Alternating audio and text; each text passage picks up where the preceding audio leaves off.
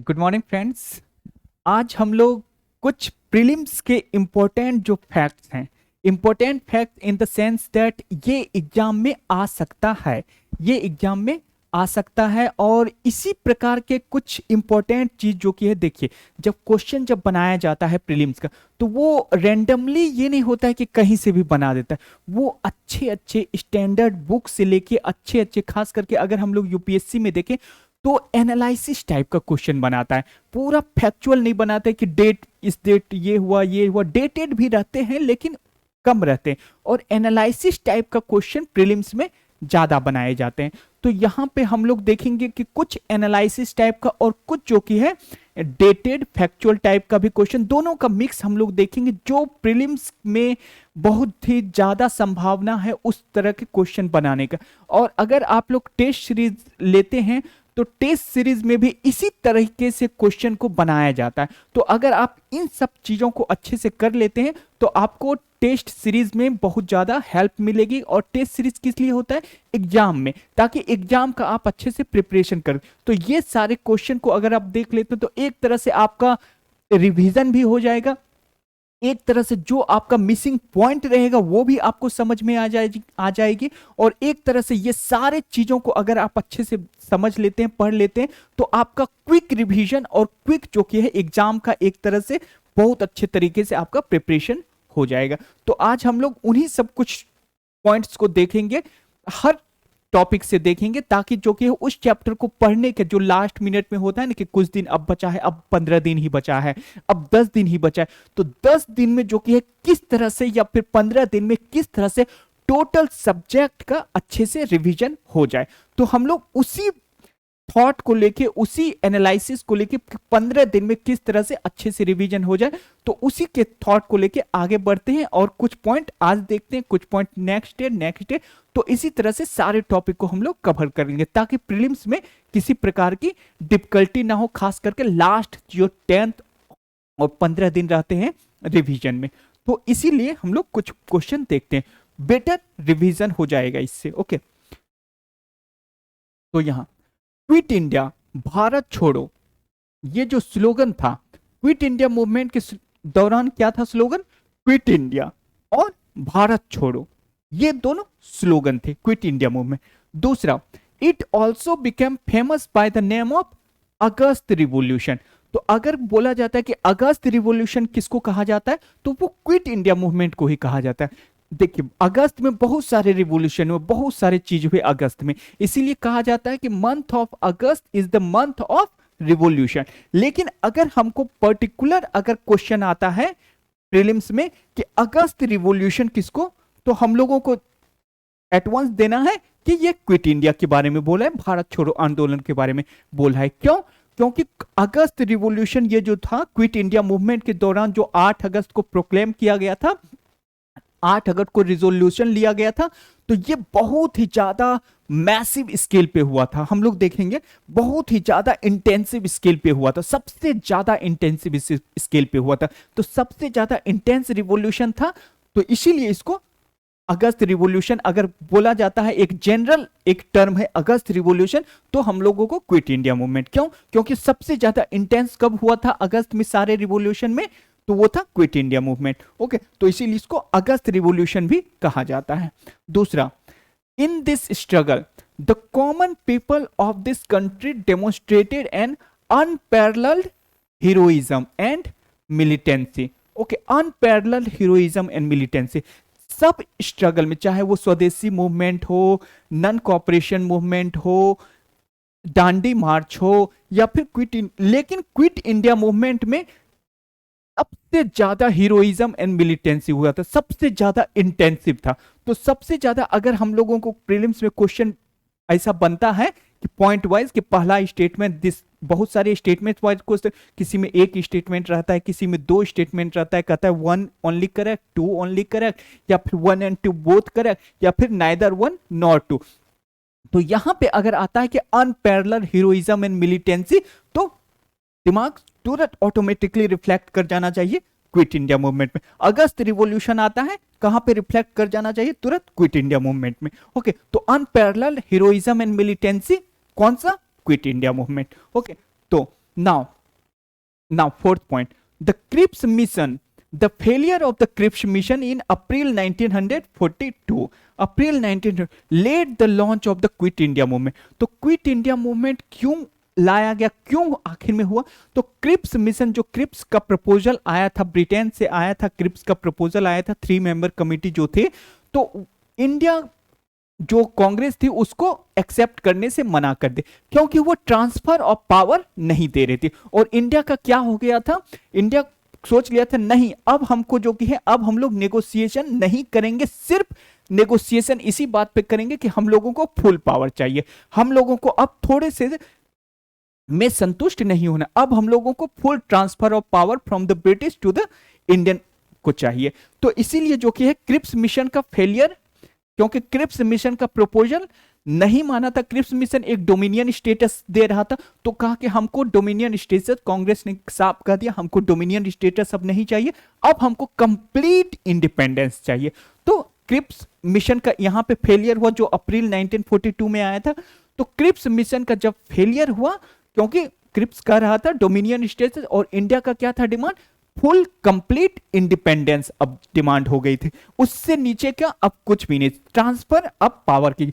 तो Cripps mission इस तरह से फेलियर हो, और इसी क्रिप्स मिशन के फेलियर से क्विट इंडिया मूवमेंट लॉन्च कर दिया गया, इसी क्रिप्स मिशन के फेलियर से क्विट इंडिया मूवमेंट लॉन्च कर दिया गया उसके बाद। Okay, now fifth point, okay, the working committee meeting at Wardha in July 1942, the Congress accepted the idea of A struggle. Congress ने कब कहा कि हम लोग जो कि है क्विट इंडिया मूवमेंट लॉन्च करेंगे, तो एक्सेप्टेड आइडिया कहां पे हुआ, वार्धा में, एक्सेप्टेड कहां पे कर दिया गया, वार्धा इन जुलाई 1942। ओके, लेकिन the all India Congress committee met in Bombay में लेकिन हुआ इन अगस्त 1946 टू रेटिफाई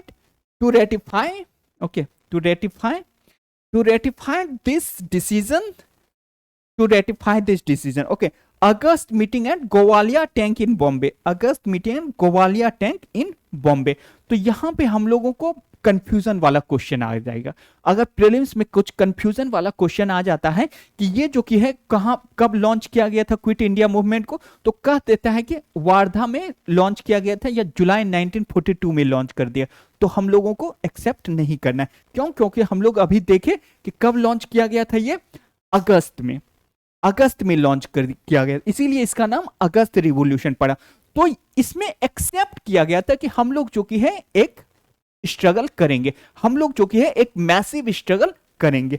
ये जुलाई 1942 में कांग्रेस ने एक्सेप्ट किया, लेकिन लॉन्च कब किया गया, जब भी क्वेश्चन बनेगा तो एक्सेप्ट कब किया गया था ये आइडिया, तो वो नहीं पूछा जाएगा। पूछा जाएगा क्या कि लॉन्च कब किया गया था, तो लॉन्च किया गया था अगस्त में, अगस्त 1946 में, अगस्त 1942 में। ओके, अगस्त 1942 में, ओके, अगस्त 1942 में लॉन्च किया गया था, और रेटिफाइड वही 8 अगस्त 1942, 8 अगस्त, ओके, 8 अगस्त 1942 में कांग्रेस ने रेटिफाइड। जब भी कुछ चीज होता है तो एक्सेप्ट आइडिया से नहीं होता है, जब तक उसका रेटिफिकेशन नहीं होता है तब तक वो आइडिया डेड रहती है, तब तक वो आइडिया इंप्लीमेंटेशन में नहीं आती है।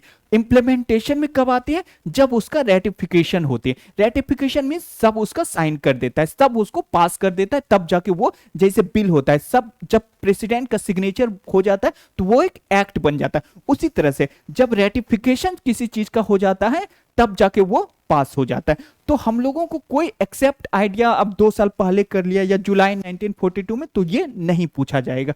पूछा जाएगा क्या, पूछा जाएगा कि कब इसको लॉन्च किया गया था, तो लॉन्च तभी किया जाता है जब उसका रेटिफिकेशन हो जाता है। तो ये हुआ था 8 अगस्त 1942 में। ओके, और प्लेस कहां पे, तो प्लेस में भी कंफ्यूजन वाला क्वेश्चन वो स्टेटमेंट दे सकता है, जैसे स्टेटमेंट बहुत सारे देते हैं कि वो वार्धा में कह सकता है कि this August revolution was launched in July 1942 in Wardha, तो नहीं, वहां पे थोड़ा सा अच्छा से, क्योंकि ये मॉडर्न हिस्ट्री का है, मॉडर्न हिस्ट्री में वो डेप्थ में जाता है और गलत स्टेटमेंट देके वो कंप्लेक्सिटी क्रिएट करने की कोशिश करता है, कंफ्यूजन क्रिएट करने की कोशिश करता है। तो हम लोगों को अच्छे से जब पता रहेगा, अच्छे से हम लोग जानेंगे, तभी हम लोग जो कि करेक्ट सेंटेंस को चुन सकेंगे उसमें से कि कौन राइट है कौन नहीं राइट है। यहां पे एक्सेप्ट किया गया था, लेकिन रेटिफिकेशन हुआ था 8 अगस्त 1942 में। और कहां पे हुआ था? Gowalia tank in Bombay. Gowalia tank हम लोगों को देखना है, ध्यान में रखना है। गोवालिया टैंक इन बॉम्बे में रेटिफिकेशन हुआ था 8 अगस्त 1942 में हुआ था। और ये जो कि वार्धा में जस्ट एक एक्सेप्टेंस हुआ था। और क्वेश्चन पूछा जाएगा, राइट आंसर क्वेश्चन इससे आएगा कि कहां हुआ था गोवालिया टैंक इन बॉम्बे, 8 अगस्त 1942 में। तो यहां पे ध्यान देना है, नहीं तो गलत सेंटेंस को भी, गलत स्टेटमेंट को भी प्रीलिम्स एग्जाम में अगर आता है तो उसको भी कोई ले सकता है कि वार्धा इन जुलाई 1942 में, नहीं, अगस्त 1942 में और गोवालिया टैंक इन बॉम्बे में।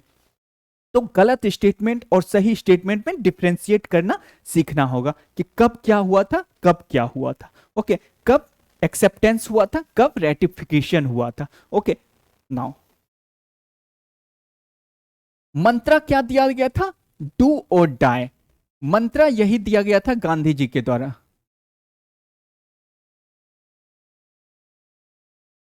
तो गांधी जी ने ये पूछ सकता है, ये सारे क्वेश्चन जितने भी बनाए हैं मैंने, ये सारे क्वेश्चन को पूछा जा सकता है, पूछा जा सकता है। और इस तरह के क्वेश्चन पूछे जाते हैं स्टेटमेंट में।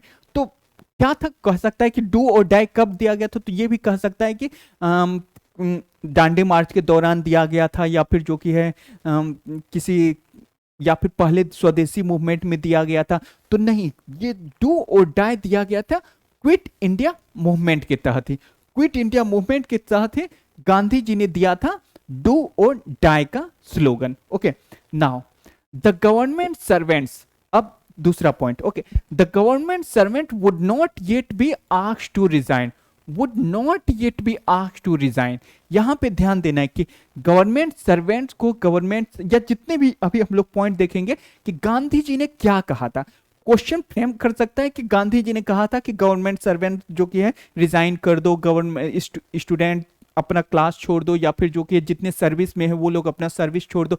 तो गांधी जी ने नहीं कहा था। गांधी जी ने क्या कहा था यहाँ पे? Government servant would not yet be asked to resign but they should openly declare their allegiance to the Congress. Okay, soldiers were also not to leave their post, but they were to refuse to fire on your own people. The students were to give up studies if they were sure that they could continue to remain firm till independence was achieved. So soldiers were not to leave their post. Okay, not to leave their post, not to be asked to resign. Okay, students were to give up studies if they were sure that they could continue to remain firm till independence was achieved. Okay, where the jamindari system prevail, if the jamindar makes common cause with the riots, his portion of the revenue which may be settled by mutual agreement should be given to him. But if a jamindar wants to side with the government, no tax should be paid to him. तो यहां पे जमींदारी में कहा कि जमींदारी system में अगर वो British के साइड जाता है जमींदार, तो उसको कोई टैक्स नहीं देना है। लेकिन अगर वो इंडियन साइड आता है, अगर वो पीपल के साइड आता है, तो जो कि है एक म्यूचुअल एग्रीमेंट से सेटल हम लोग कर लेंगे कि कितना टैक्स उसको देना है, ताकि वो हम लोगों का एक पार्ट, ताकि वो एक रिवॉल्यूशन का, क्विट इंडिया मूवमेंट का एक पार्ट बन सके। अगर वो ब्रिटिश की तरफ जाता है तो उसको कोई भी टैक्स नहीं देना है, no tax would be paid to ही, अगर वो ब्रिटिश की तरफ जाता। तो यहां पे क्वेश्चन भी बन सकता है कि जो कि कह दे, क्वेश्चन बना सकता है, क्वेश्चन फ्रेम कर सकता है कि गवर्नमेंट सर्वेंट, गांधी जी ने बोला था रिजाइन करने के लिए गवर्नमेंट सर्वेंट्स को, या फिर सोल्जर्स को बोला था लीव देयर पोस्ट। नहीं, यहां पे पूरा क्लियरिटी होना चाहिए कि government servant not yet to be asked to resign their post. सिर्फ उसको कहा था कि आप जो कि है इंडियन के तरफ से आप उसी पोस्ट पे बने रहे, लेकिन साइड किसका लेना है? आपको पीपल का साइड लेना है। पीपल का आपको साइड लेना है, भले ही आप गवर्नमेंट पोस्ट पे बने।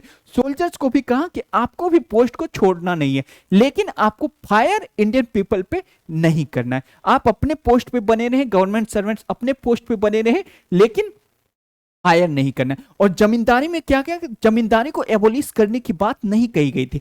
बात क्या कही गई थी कि जमींदार अगर पीपल की साइड होता है तो म्यूचुअल एग्रीमेंट से जमींदार का उसको अपना म्यूचुअल सेटलमेंट से उसको उसका टैक्स दे देना चाहिए। और अगर वो जाता है ब्रिटिश की तरफ जाके इंडियन पीपल को रिप्रेस करती है, तो उसको कोई भी टैक्स पेड नहीं करना। तो यहां पे पूरा क्लैरिटी होना चाहिए कि गांधी जी ने क्या कहा था। नहीं तो सिंपल कह सकता, क्वेश्चन फ्रेम कर सकता है कि गांधी जी ने कहा था कि जमींदार को टैक्स नहीं देना है, या फिर गांधी जी कह सकता है कि सोल्जर्स को पोस्ट छोड़ देना है, या फिर कह सकता है कि गवर्नमेंट सर्वेंट को कि आप रिजाइन करो। तो नहीं, ऐसा नहीं कहता। अच्छा से समझना है कि गवर्नमेंट सर्वेंट को इस तरह से गांधी जी ने कहा था, सोल्जर्स को इस तरह से कहा था, जमींदारी सिस्टम में ये बात कही थी, पूरा क्लैरिटी के साथ। ओके, कंफ्यूजन यहां पे नहीं होना चाहिए, और वो जानबूझ के आपको कंफ्यूजन वाला चीज डालेगा पेपर में, जानबूझ के कंफ्यूजन वाला स्टेटमेंट वो प्रीलिम्स पेपर में इंक्लूड करने की कोशिश। तो हम लोगों को क्लैरिटी रखना है, not yet be asked to resign. Okay, सिर्फ साइड लेना है आपको इंडियन का, not yet to asked to leave that post. तो सिर्फ इंडियन पीपल पे फायर नहीं करना है। जमींदारी सिस्टम को अगर इंडियन की तरफ जाती है तो उसको टैक्स देनी है म्यूचुअल एग्रीमेंट से, और ब्रिटिश की तरफ जाती तब जाके उसको हमको टैक्स नहीं दे। तो बहुत ही अच्छे से क्लैरिटी होनी चाहिए। ओके, बहुत ही अच्छे से।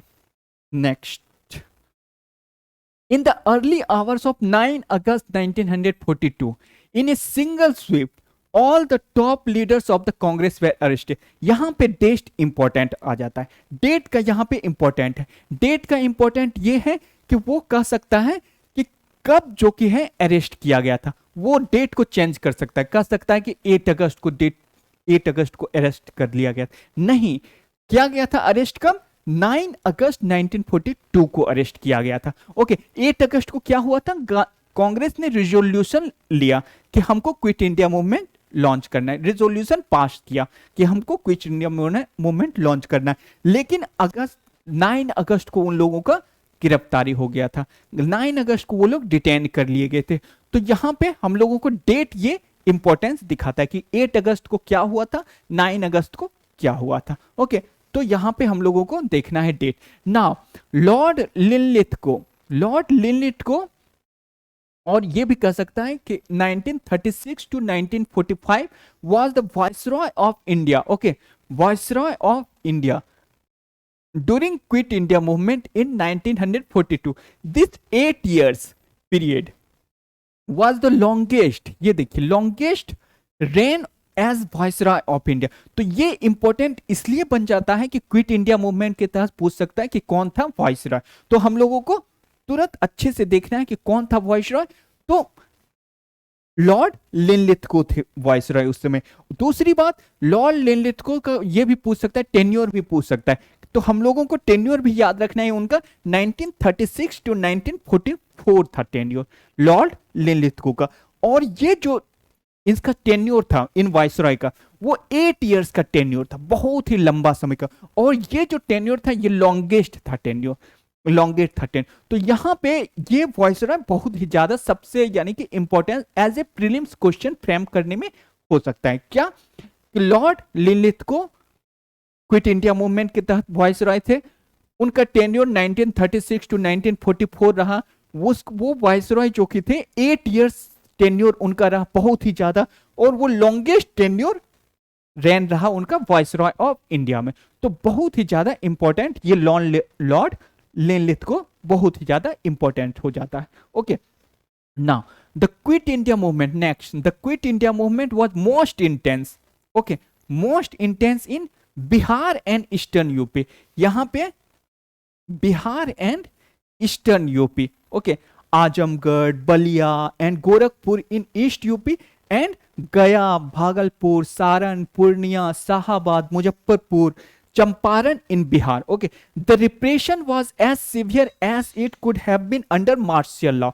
Though martial law had not been दो martial law had not been proclaim. तो यहां पे हम लोगों को ये सब चीजें देखनी है। क्या देखनी है कि मोस्ट इंटेंस कहां पे हुआ था क्विट इंडिया मूवमेंट। तो most intense quit India movement की एक्टिविटी हुई थी बिहार एंड ईस्टर्न यूपी में। ओके, पूरा ऑल ओवर इंडिया में बिहार और ईस्टर्न यूपी जो थे वो सबसे ज्यादा अफेक्ट हुए थे क्विट इंडिया मूवमेंट की तहत। मोस्ट इंटेंस, और ये जो कि है बिहार और ईस्टर्न यूपी में हुआ था। और quit India movement most intense struggle हुआ था सारे मूवमेंट में Swadeshi movement, non cooperation movement, civil disobedience movement और भी जितने तरह तरह के मूवमेंट हुए, सबसे ज्यादा इंटेंसिव मूवमेंट कौन सा था? Quit India movement. और सबसे ज्यादा कहां पे इंटेंसिव हुआ ये quit India movement? Bihar and eastern UP में। और एक बात और हम लोगों को याद रखने कि martial law has not been proclaimed. Martial law, भले ही रिप्रेशन बहुत ज्यादा था, लगता था कि मार्शल लॉ है, वहां पे मार्शल लॉ के तहत रिप्रेशन हो रहा है, लेकिन मार्शल लॉ गवर्नमेंट के द्वारा क्विट इंडिया मूवमेंट में प्रोक्लेम नहीं किया गया था। हम लोगों को यह बात ध्यान में रखनी है कि martial law had not been proclaim. Okay, question frame कर सकता है कि चूंकि, और स्टूडेंट भी मिसअंडरस्टूड कर सकता है कि जो कि था बहुत ज्यादा रिप्रेशन हो रही थी, तो हो सकता है कि मार्शल लॉ प्रोक्लेम किया गया हो। तो नहीं, martial law had not been proclaimed. Okay, जबकि कांग्रेस को सस्पेंड कर दिया गया था, कांग्रेस वाज सस्पेंडेड, लेकिन मार्शल लॉ वहां पे प्रोक्लेम नहीं किया गया था अभी तक। तो हम लोगों को यहां पे भी थोड़ा सा देखना है अच्छे से। ये सारे पॉइंट हमने जो बनाए हैं, ये बनाए हैं ताकि क्लैरिटी रहे, एग्जाम में कंफ्यूजन ना रहे। ओके, कि क्या हुआ था क्या नहीं हुआ था। और ये सारी चीजें जो कि कंफ्यूजिंग नेचर का है, कह सकता है कि स्टूडेंट भी, जो कि स्टूडेंट वहां पे एनालिसिस कर सकता है कि बहुत ज्यादा सीवियर रिप्रेशन हुआ था, तो हो सकता है कि मार्शल लॉ प्रोक्लेम कर लिया गया हो, लेकिन नहीं, martial law had not been proclaimed yet. Okay, और मोस्ट इंटेंस, अगर कहते स्टूडेंट कंफ्यूज कर सकता है कि मोस्ट इंटेंस जा रहा है, एकदम सुपरलेटिव एक्सट्रीम में जा रहा है, तो हो सकता है एक्सट्रीम पॉइंट को हमको नहीं लेना है, तो मोस्ट इंटेंस नहीं लेना है। नहीं, most intense quit India movement था। दूसरा, बिहार और ईस्टर्न यूपी सबसे ज्यादा अफेक्ट हुआ था। यहां पे भी कंफ्यूजन कर सकता है कि लीडर्स जो कि है अरेस्ट कब हुआ था। लीडर्स कह सकता है कि 8 अगस्त को अरेस्ट कर लिया गया था, नहीं, लीडर्स हुआ था उसके जस्ट नेक्स्ट डे अरेस्ट, यानी कि 9 अगस्त 1942 को लीडर्स अरेस्ट हुआ था। और 8 अगस्त को क्या हुआ था? 8 अगस्त को हुआ था resolution passed by the Congress to launch the quit India movement. तो क्विट इंडिया मूवमेंट लॉन्च इस डेट को किया गया था, और लीडर्स अरेस्ट जो कि है इस डेट को किया गया था। तो यहां पे, और वॉइसरॉय में हम लोगों को देखना है, ये वॉइसरॉय बहुत ज्यादा इंपॉर्टेंट है क्योंकि इसका टेन्योर सबसे ज्यादा रहा। इसका जो कि है क्विट इंडिया मूवमेंट के तहत कौन था वॉइसरॉय? तो ये थे वॉइसरॉय। इसका टेन्योर क्या है? तो ये से इतना है, 8 इयर्स का इनका टेन्योर है, बहुत ज्यादा, और ये लॉन्गेस्ट वॉइसरॉय रहे। तो ये सारी चीजें प्रीलिम्स में कंफ्यूजन दूर करने के लिए बनाया गया है हमने। Okay, now an all India underground leadership with prominent members such as Achyut Patwardhan, Aruna Asaf Ali, Ram Manohar Lohia. ये देखिए, Achyut Patwardhan, Aruna Asaf Ali, Ram Manohar Lohia, Sucheta Kripalani, and later his escape from jail Jayaprakash Narayan, Jayaprakash Narayan. These leadership took the role of underground movement. तो वहां पे क्वेश्चन फ्रेम कर सकता है कि कौन कौन से क्विट इंडिया मूवमेंट के तहत अंडरग्राउंड लीडरशिप में इंक्लूडेड थे। तो हम लोगों को नाम याद रखना है, अच्युत पटवर्धन, अरुणा आसफ अली, राम मनोहर लोहिया, सुचेता कृपलानी, जयप्रकाश नारायण। ओके, तो ये सारे लीडर्स जो कि थे अंडरग्राउंड एक्टिविटीज में इंक्लूडेड थे during the time of quit India movement. तो यहां पे नाम हम लोगों को याद रखना है। Okay, now the Congress radio की अब बात हो रही है। Congress radio operated from different locations in Bombay city whose broadcast could be heard as far as Madras. Okay, as far as Madras. Ram Manohar Lohia regularly broadcast, Ram Manohar Lohia, ये देखिए, Ram Manohar Lohia regularly broadcast on this radio continued till November 1942 when it was discovered and confiscated by the police. तो यहां पे जो कि है underground जो radio था, कांग्रेस का जो रेडियो था, तो वो कब फंक्शन कर रहे थे? वो फंक्शन कर रहे थे हमारे कब से कब तक वो फंक्शन कर रही थी? नवंबर 1942 तक। और स्टार्ट कब हुआ था क्विट इंडिया मूवमेंट? 8 अगस्त 1942।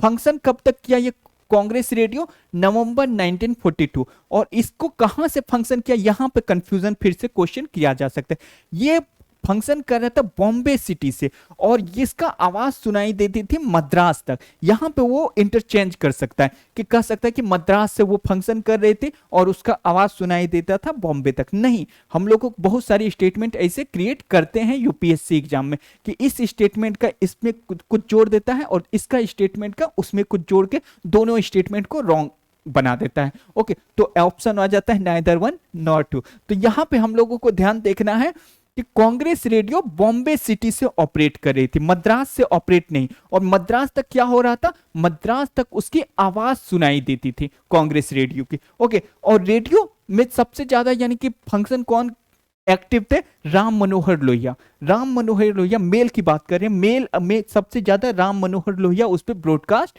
करते थे। तो यहां पे राम मनोहर लोहिया का भी नाम हम लोगों को अच्छे से जानना है कि Ram Manohar regularly broadcast on this radio, और बॉम्बे सिटी से सुनाई देता था मद्रास तक ये। अब फंक्शन कब तक किया ये? 1942 तक। उसके बाद पुलिस ने उसे डिस्कवर कर लिया, पुलिस ने उसे फिर कैप्चर कर लिया। तो नवंबर 1942 तक रहा। राम मनोहर लोहिया उस पर सबसे ज्यादा ब्रॉडकास्ट किए, बॉम्बे सिटी से ब्रॉडकास्ट किया जाता था, मद्रास तक सुनाई देता था। ओके, तो ऑल दिस हम लोगों को अच्छे से एक तरह का रिवीजन हो रहा है, एक तरह का अच्छे से जो कि है, ताकि कोई भी कंफ्यूजन ना रहे एग्जाम में। एग्जाम में वो बहुत तरीके के कंफ्यूजन कर देता है, इसको इसमें मिला के, इसको इसमें जोड़ के। तो हम लोगों को अच्छे से देखना है। Okay, now Gandhi ji commenced a fast on 10th February 1943 in jail. Okay, in jail. The fast last for 21 days. 21 days. This was his answer to the government, which had been constantly exhorting him to condemn the violence of the people. Gandhiji refused to condemn the people's resort to violence. He unequivocally held the government responsible for it. It was the leonine violence of the state which had provoked the people, he said, and it was against this violence of the state that Gandhiji vowed to register his protest in the only way open to him when in jail was by fasting. Okay, तो गांधी जी के पे जो fast किए थे, कितने दिन की fast किए थे? तो 21 डेज। हमेशा याद रखना है 21 डेज के पास। और ये फास्ट कहां किए थे गांधी जी? जब गांधी जी को डिटेन कर लिए गए थे तो जेल में ही फास्ट किए थे। और ये फास्ट कब किए थे? तो 10th फरवरी 1943 में। इतना हम लोगों को क्लियर रखना है कि फास्ट कब किए थे? 10th February 1943। कहां पे? तो जेल में ही। और जेल में कितने दिन की फास्ट हुई? 21 डेज की। और किस पर्पस से किए थे फास्ट ये? तो गवर्नमेंट कहते थे please condemn the violence during the quit India movement being done by the people. लेकिन गांधी जी ने कहा नहीं, पीपल्स को कंडेम नहीं किया, पीपल को वायलेंस करने दिया। गांधी जी ने खुद नारा दे दिए थे डू और डाई का।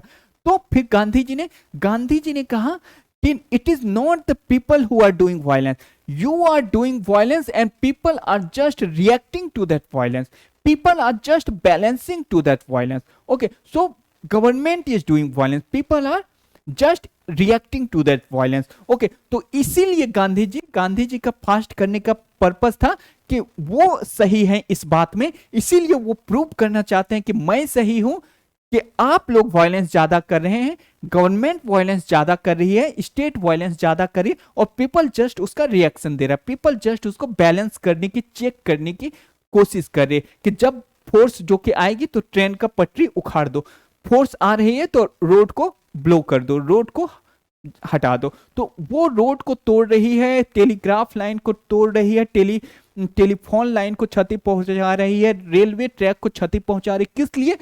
क्योंकि गवर्नमेंट वायलेंस ना कर सके। गवर्नमेंट जो कि है वायलेंस करती थी, उसी के रिएक्शन में पीपल वायलेंस कर रहे हैं।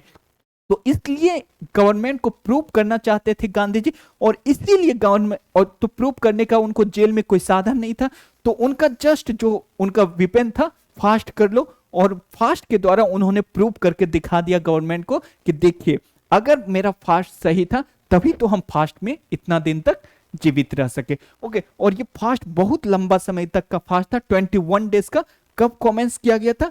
10 फरवरी 1943। और कहां उन्होंने फास्ट किया? तो जेल में ही कर दिया, जेल में ही उन्होंने फास्ट किया। और किस लिए किया? तो गवर्नमेंट को आंसर देने के लिए कि people are not doing violence, people are just reacting to the violence being done by the state. और गवर्नमेंट ने जब कंडेम पीपल का वायलेंस करने को कहा तो उन्होंने, गांधी जी ने साफ मना कर दिया और कह दिया कि no, government state is doing violence and people are just reacting to that violence. Okay, तो यहां पे हम लोगों को ये चीज ध्यान में रखना है। दूसरा, groups of people secretly reached Poona to offer satyagraha outside the Aga Khan palace where Gandhi ji was being held in detention. तो गांधी जी कहां पे डिटेंशन किए गए थे? तो हम लोगों को याद रखना है कहां पे? आगा खान पैलेस। आगा खान पैलेस में गांधी जी को डिटेंशन किए गए थे। आगा खान पैलेस कहां पे है? तो ये पूना में है। पूना में आगा खान पैलेस है और वहीं पे गांधी जी को क्विट इंडिया मूवमेंट की तहत डिटेन किया गया था। ओके, तो यहां पे हम लोगों को अच्छे से देखना है, नहीं तो वो बहुत सारे कंफ्यूजन कर सकते हैं कि जो कि बांकुरा जेल में कौन था, बांकुरा जेल में किसको डिटेंशन किया गया था, अल्मोड़ा जेल में किसको डिटेंशन किया गया था। तो हम लोगों को पूरा क्लियरिटी रखना चाहिए कि गांधी जी को कहां डिटेंशन करके रखा गया था क्विट इंडिया मूवमेंट के तहत? तो आगा खान पैलेस। अल्मोड़ा जेल में किसको रखा गया था? तो जवाहरलाल नेहरू को। बांकुरा जेल में किसको रखा गया था? तो मौलाना आजाद को। तो हम लोगों को क्लियरिटी रखनी चाहिए कि गांधी जी को कहां पे? तो आगा खान पैलेस में। कहां है आगा खान पैलेस? पूना में है। और ये क्विट इंडिया मूवमेंट के तहत गांधी जी को यहीं पे डिटेंशन करके रखा गया था। Okay, now a significant feature of the Quit India movement was the emergence of what came to be known as the parallel government in some parts of the country. The first one was proclaimed in Balia in East UP in August 1942. First one was proclaimed in Balia in East UP in August 1942 under the leadership of Chittu Pandey, under the leadership of Chittu Pandey. But when the soldiers marched in a week, और ये कब तक रहा सका? In a week after the parallel government was formed, they found that the leaders had fled. In Tamluk, in the Midnapur district of West Bengal, the जातीय सरकार कहां पे फॉर्म हुई थी? तामलुक में। Tamluk in the Midnapur district of West Bengal. Okay, जातीय सरकार came into existence. Satara in Maharashtra, Satara in Maharashtra emerged as the base of the longest lasting and effective parallel government. In Maharashtra, a parallel government or Prati Sarkar was set up, and Nani Patil was its most important leaders. Okay, the Prati Sarkar continued to function till 1945. तो यहां पे ये सारे point को हम लोगों को देखना है, नहीं तो वो फ्रेम कर सकता है कि क्वेश्चन कि पैरेलल गवर्नमेंट कब फॉर्म हुई थी, तो कोई कह सकता है कि वो क्या कहते हैं स्वदेशी मूवमेंट के तहत हुआ था पैरेलल गवर्नमेंट का फॉर्मेशन, कोई कह सकता है कि नॉन कॉपरेशन मूवमेंट के तहत हुआ था, कोई कह सकता है सिविल डिसोबीडियंस मूवमेंट के तहत हुआ था। तो नहीं, पैरेलल गवर्नमेंट का फॉर्मेशन हुआ था क्विट इंडिया मूवमेंट के दौरान। और फर्स्ट पैरेलल गवर्नमेंट का कहां पे फॉर्मेशन हुआ था? तो बलिया में हुआ था। ईस्टर्न यूपी में बलिया डिस्ट्रिक्ट है, तो वहां पे हुआ था। किसके उसके लीडर कौन थे? तो चिट्टू पांडे उसके लीडर थे। दूसरा, और ये कब तक रह सका फर्स्ट पैरेलल गवर्नमेंट का फॉर्मेशन? लेकिन ये एक वीक तक ही रह सका। दूसरा हम लोग देखते हैं जातीय सरकार भी एक तरह का पैरेलल गवर्नमेंट ही है। ओके, तो जातीय सरकार कहां पे हुई थी फॉर्मेशन जातीय सरकार के? In the Midnapur district of West Bengal. तो हम लोगों को ये देखना। और लॉन्गेस्ट लास्टिंग पैरेलल गवर्नमेंट कहां पे हुई थी? तो ये हुई थी हमारे सतारा में। सतारा में हुआ था लॉन्गेस्ट लास्टिंग। और उसको जो कि है वहां पैरेलल गवर्नमेंट को क्या कहा जाता था? प्रति सरकार। और ये कब तक रही?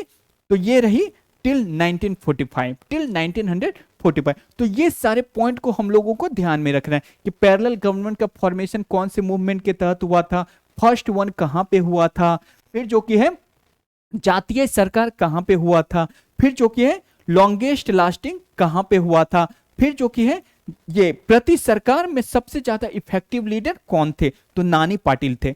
तो ये सारे पॉइंट हम लोगों को ध्यान में रखना है, इससे क्वेश्चन फिर प्रीलिम्स में फ्रेम करते हैं, और नहीं तो वो कंफ्यूजन क्रिएट कर सकता है कि जो कि है यहाँ प्रति सरकार जो कर सकता है कि प्रति सरकार was the first parallel government form, तो नहीं, हम लोग को ध्यान रखना है कि प्रति सरकार जो महाराष्ट्र में थी वो लॉन्गेस्ट लास्टिंग थी, सतारा में हुई थी, तो लेकिन वो लॉन्गेस्ट लास्टिंग थे, और फर्स्ट था कहां पे, Chittu Pandey Ballia.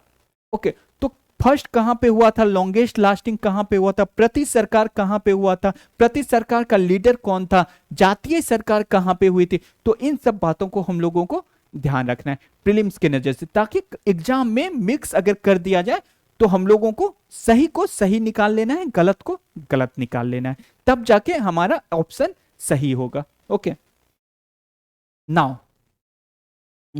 in the first phase from August 1942 there were marches on local government symbols involving the, ये फर्स्ट फेज जो कि है first phase involving thousands of people. The second phase जो कि है second phase from the beginning of 1943 the underground activities began to regroup, people's court were set up, justice people's court were set up, ये जो कि है यहां से parallel government की ये यहां से जो कि है फेज है, तो ये यहां से पैरेलल गवर्नमेंट के दौरान जो एक्टिविटीज हुई, पैरेलल गवर्नमेंट के दौरान जो एक्टिविटीज हुई कि पैरेलल गवर्नमेंट के दौरान क्या क्या कॉमन एक्टिविटीज हुई, तो peoples court were setup and justice dispense. दूसरा प्रोहिबिशन वाज इन्फोर्स्ड। तीसरा जो कि है village libraries, okay, village libraries were set up and education increase.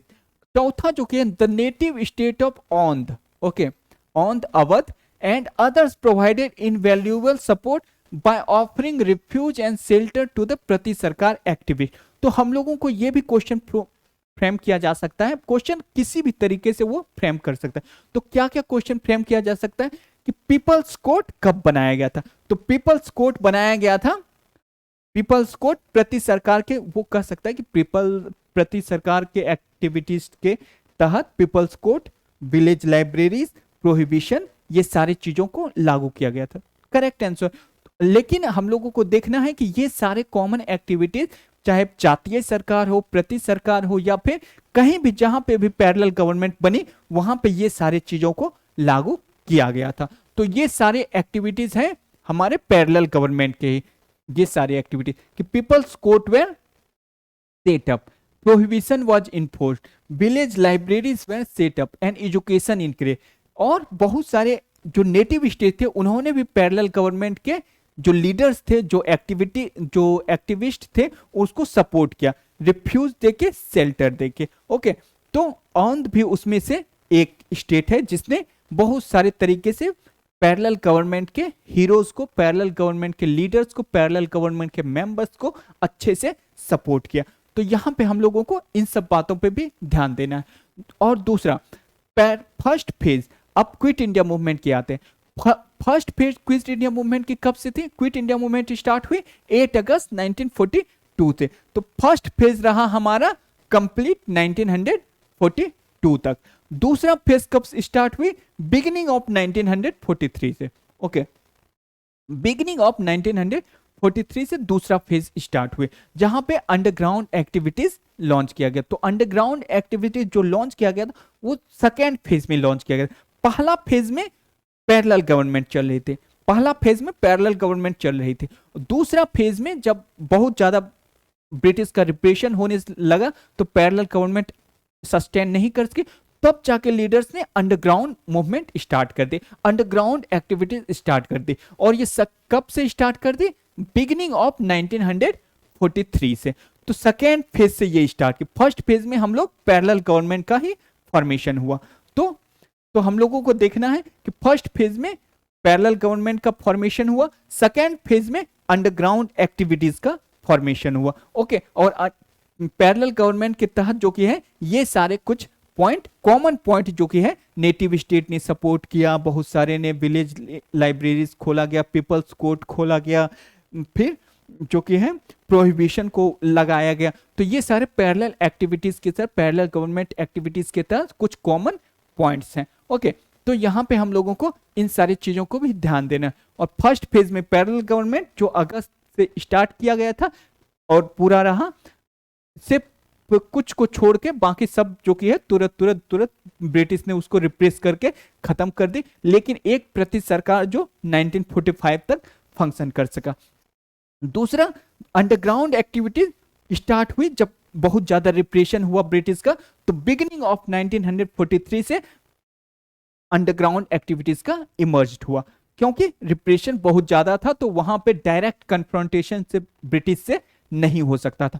तो this led to the emergence of underground activities. और ये अंडरग्राउंड एक्टिविटीज कब हुई? बिगिनिंग ऑफ 1943, और इसको सेकेंड फेज हम लोग कर सकते हैं। Okay, now Aruna Asaf Ali, Aruna Asaf Ali and Sucheta Kriplani were the two major women organizers of the underground activities. Usha Mehta, an important member of the small group that ran the Congress radio. तो यहां पे हम लोगों को ये देखना है कि विमेन में अंडरग्राउंड एक्टिविटीज में कौन से अंडरग्राउंड एक्टिविटीज में हम लोग देखें कि किस तरह से अच्युत पटवर्धन, राम मनोहर लोहिया, जयप्रकाश नारायण, तो ये सारे लोग अंडरग्राउंड एक्टिविटीज में थे। और विमेन में अगर हम लोग देखें तो कौन कौन से? अरुणा आसफ अली, सुचेता कृपलानी, ये सब विमेन ऑर्गेनाइजर्स थे अंडरग्राउंड एक्टिविटीज के तहत। और जो कि है उषा मेहता, तो उषा मेहता यहां पे कंफ्यूजन कर सकता है कि उषा मेहता फिर क्या करती थी। उषा मेहता जो रेडियो थी, small group that Congress radio, तो उषा मेहता उसमें बहुत ज्यादा विमेन में एक्टिव थे। किसमें? कांग्रेस रेडियो में। और कांग्रेस रेडियो पे हम लोगों ने देखा कि राम मनोहर लोहिया सबसे ज्यादा ब्रॉडकास्ट कांग्रेस रेडियो पे करते थे। और फीमेल में जो कि है, फीमेल में कौन? उषा मेहता। और ये दोनों जो कि है अरुणा आसफ अली और सुचेता कृपलानी, ये दोनों किससे रिलेटेड हैं? तो ये दोनों रिलेटेड हैं हमारे अंडरग्राउंड एक्टिविटीज से। तो फीमेल में हम लोगों को कंफ्यूजन नहीं होना है कि उषा मेहता किससे रिलेटेड है और सुचेता कृपलानी, अरुणा आसफ अली किससे। ये यहाँ पे वो चेंज कर सकता है, इंटरकोर्स चेंज कर सकता है यहाँ पे कि जो कि है इसको जो कि है यहां से उठा के यहां ला सकता है, इसको यहां पे यहां ला सकता है। इंटर जो कि हो चेंजिंग कर सकता है वो, तो जिससे दोनों स्टेटमेंट खराब हो सकते, दोनों स्टेटमेंट गलत हो सकते। तो यहां पे जो कि है अरुणा आसफ अली एंड सुचेता कृपलानी हम लोगों को ध्यान देना है, अंडरग्राउंड एक्टिविटीज में थी। उषा मेहता कांग्रेस रेडियो संभालती थी फीमेल में। तो यहां पे इस तरह से हम लोगों को ये सारे पॉइंट हम लोगों ने बनाए हैं ताकि क्लैरिटी अच्छे से रह सके, ताकि अच्छे से जो कि है इन लोगों अच्छे से जो कि है प्रीलिम्स का जो पेपर आए उसमें बहुत ही ज्यादा हम लोगों को क्लियर रहना चाहिए, उसमें जो कि है कोई कंफ्यूजन, क्योंकि मॉडर्न इंडियन हिस्ट्री में सबसे ज्यादा कंफ्यूजन होता है, सबसे ज्यादा कंफ्यूजन मॉडर्न इंडियन हिस्ट्री में होता है, क्योंकि इसमें बहुत ही डीप जाके क्वेश्चन पूछता है, बहुत ही ज्यादा मिक्स करके क्वेश्चन पूछता है, बहुत ही ज्यादा कंफ्यूजिंग वाला क्वेश्चन बना देता है, फ्रेम करता है क्वेश्चन, इसको इसमें मिला के इसको इसमें जोड़ के, तो बहुत सारे स्टेटमेंट गलत हो जाते हैं। तो हम लोगों को इसीलिए क्लैरिटी रखनी चाहिए, ओके, ताकि सही ऑप्शन का हम लोग चुनाव कर सकें और हम लोग जान सकें कि ये गलत है। ये जो कि है इस दौरान हुए थे। उषा मेहता संभालते थे कांग्रेस रेडियो और सुचेता कृपलानी, अरुणा आसफ अली संभालते थे underground activities as a female member. तो हम लोगों को क्लैरिटी बहुत ही ज्यादा जरूरी है। Okay, now hundreds of communists at the local level and village levels participated in the movement despite the official position taken by the Communist Party with the strong anti-fascist sentiments of the leaders. Yet they felt the irresistible pull of the movement, and for at least a few days or weeks joined in it along with the rest of the Indian people. Even some Muslim League supporters gave help by providing shelter to the underground worker.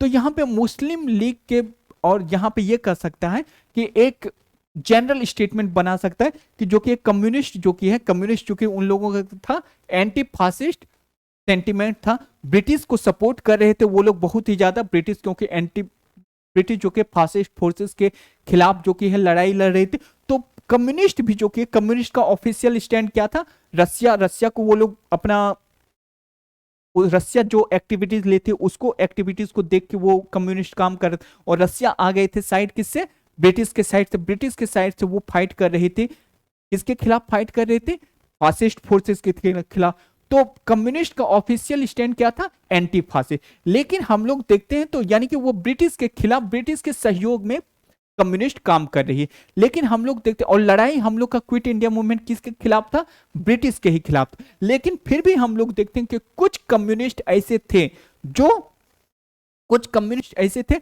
जो quit India movement में अपने support किए। कुछ मुस्लिम लोग, मुस्लिम league के ऐसे member थे जिन्होंने क्विट इंडिया मूवमेंट के तहत जितने भी अंडरग्राउंड एक्टिविटीज हुए उसको उन्होंने सपोर्ट किया।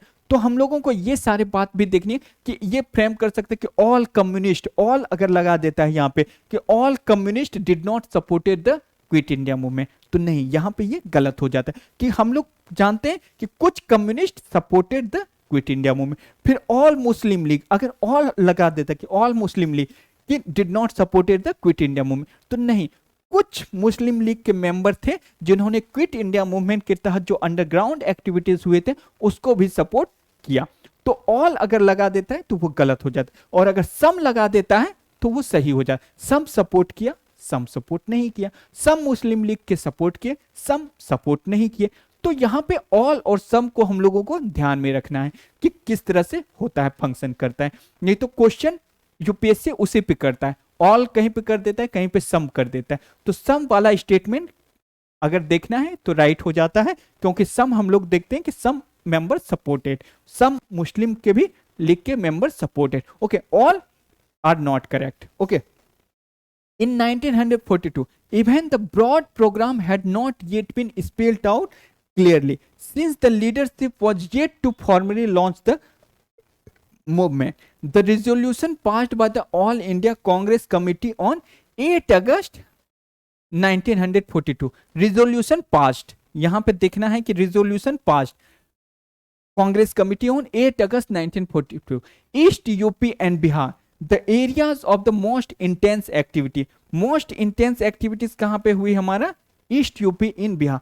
तो यहां पे जो हम लोगों को क्वेश्चन है कि किस समय रिजोल्यूशन पास किया गया, रिजोल्यूशन जब पास कर गया मतलब स्टार्ट हो गया मूवमेंट। तो रिजोल्यूशन कब पास किया गया था, 8 अगस्त 1942 में पास किया गया, और तभी से क्विट इंडिया मूवमेंट स्टार्ट हुई। और सबसे ज्यादा एक्टिविटीज कहां पे हुई, सबसे ज्यादा एक्टिविटीज तो यहां हुआ था, most intense activity eastern UP and Bihar में हुई थी, most intense activity eastern UP and Bihar. Resolution कब पास किया गया था, 8 अगस्त 1942 में।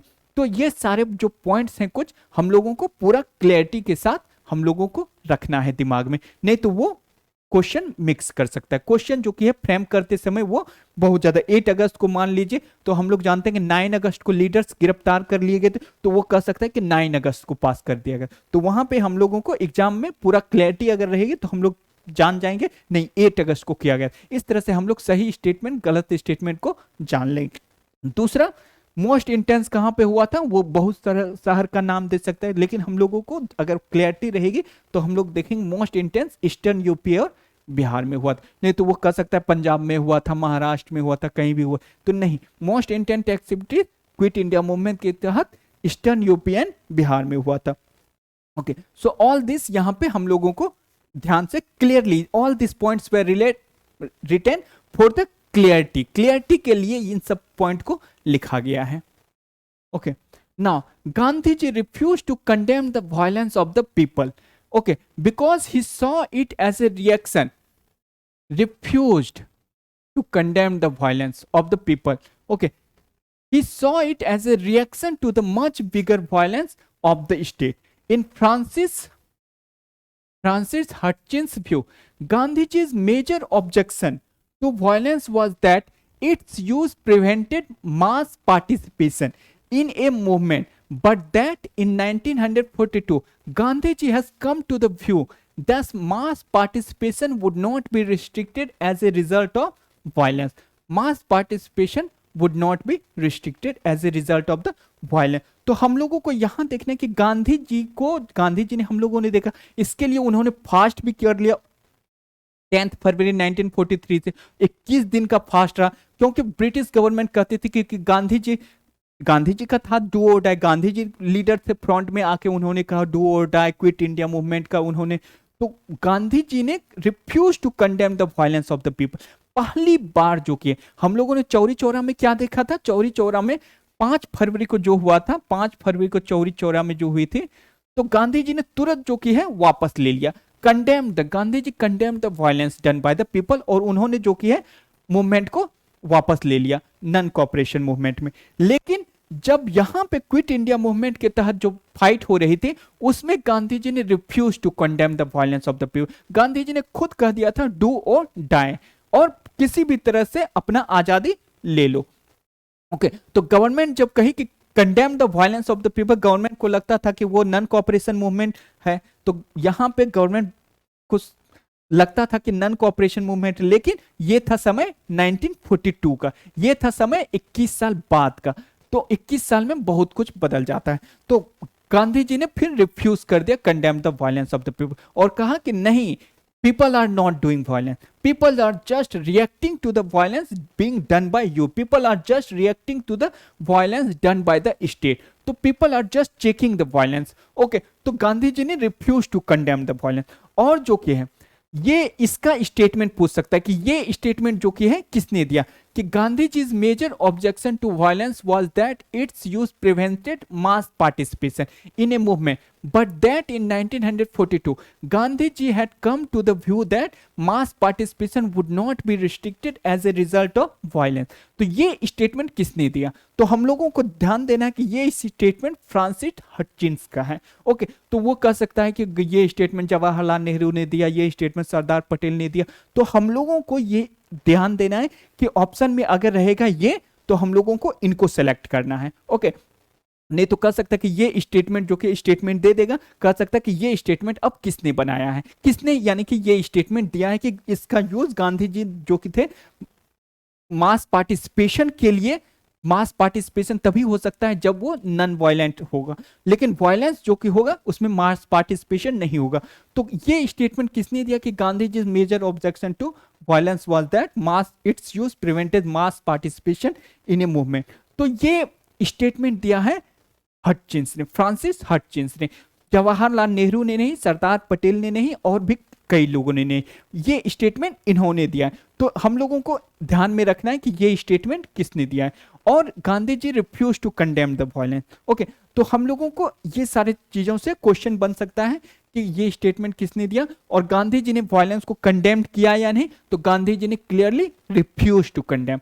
तो ये सारे पॉइंट हमने बनाए हैं, किस लिए बनाए हैं, ताकि एग्जाम में जो कि पूरा क्लैरिटी रहे, क्योंकि मॉडर्न इंडियन हिस्ट्री का क्वेश्चन में बहुत ज्यादा इंटरमिंगलिंग कर देता है, जिससे एग्जाम में अगर पूरा क्लैरिटी नहीं रहे तो हम लोगों को क्या व्यू आता है, यस हम लोगों को व्यू आता है चौरी चौरा के दौरान जो कि गांधी जी ने कंडेम किया था, 5 फरवरी को हुआ था गोरखपुर में, गांधी ने तुरंत वापस ले लिया था, गांधी जी ने कंडेम द वायलेंस। तो वही अगर आइडिया रहेगी 1942 के तहत भी क्विट इंडिया मूवमेंट, तो पीपल जो कि है कहेगा हाँ गांधी जी वायलेंस है, तो वायलेंस को तो कंडेम कर ही सकती है, तो नहीं, गांधी जी ने refuse to condemn the violence. तो ओके, तो क्योंकि ये क्विट इंडिया मूवमेंट है, ये नॉन कॉपरेशन मूवमेंट नहीं है। ओके, नॉन कॉपरेशन मूवमेंट नहीं है, तो इन सारी बातों को हम लोग को ध्यान में रखना है प्रीलिम्स में, और सारी चीजों को क्लियरिटी रखनी ताकि कोई कंफ्यूजन ना हो प्रीलिम्स एग्जाम में। ओके, कितना भी वो इंटरमिंगलिंग कर दे, ये स्टेटमेंट वो स्टेटमेंट, हम लोगों को सही और गलत, हम लोगों को उसी को डिफ्रेंशिएट कर लेंगे, और फिर तब हम लोग अच्छा से सही ऑप्शन पे क्लिक कर सकेंगे, सही ऑप्शन का हम लोग चुनाव कर सकेंगे। नहीं तो कोई आइडिया रहेगा कि Gandhi ji condemn the violence, Gandhi ji peace loving थे, गांधी जी अहिंसा पे बिलीव करते थे, तो वो Gandhi non quit India movement के तहत बहुत ज्यादा हिंसा हुई, तो गांधी जी कंडेम किया नहीं किया था। ओके, तो नहीं किया था, तो क्योंकि वो क्विट इंडिया मूवमेंट थे, वो नॉन कोऑपरेशन मूवमेंट नहीं थे।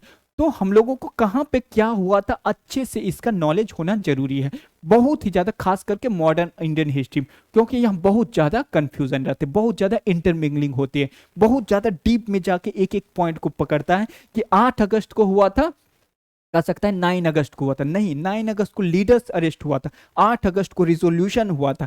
तो बहुत ज्यादा इसलिए हमने ये सारे पॉइंट लिए और इसको अंडरलाइन कर दिया कि इस तरह से क्वेश्चन बनेगा, कहीं पे ऑल बता देगा कि ऑल कम्युनिस्ट सपोर्टेड, तो नहीं, ऑल कम्युनिस्ट नहीं सपोर्ट किया था, बहुत लोग जो कि है क्विट इंडिया मूवमेंट को भी सपोर्ट किया था, कुछ जो कि है। तो कहाँ पे ऑल से बना सकता है, कहाँ से सम से बना सकता है, कहाँ पे ये बना सकता है कि ये व्यू किसने दिया था, ये स्टेटमेंट किसका है, तो किसने बोला था, तो इनका है, तो गांधी जी का क्या था, सब जो कि है अच्छे से हम लोगों को पूरा क्लियरिटी होनी चाहिए ताकि एग्जाम में कोई कंफ्यूजन ना हो। ओके, तो all this are about the prelims facts. Okay, all this are about the prelims facts, ये सारे थे prelims facts about the quit India movement, about the freedom struggle, ताकि एग्जाम में किसी तरह के कंफ्यूजन ना हो, कितना भी वो इंटरमिंगलिंग कर ले, हम लोग जो किया उसको सेपरेट करने में पूरा अच्छा से रहेगा याद पूरा पॉइंट, तो हम लोग उसको सेपरेट करने में आसानी हो गया, हम लोग को उसको सही स्टेटमेंट को पकड़ लेना है, गलत को हम लोगों को जान लेना है। तो कितना भी वो कंफ्यूजन करने की कोशिश करे, हम लोगों को अगर सब कुछ पता रहेगा अच्छे से तो हम लोग उसे जान लेंगे। Okay, so thank you.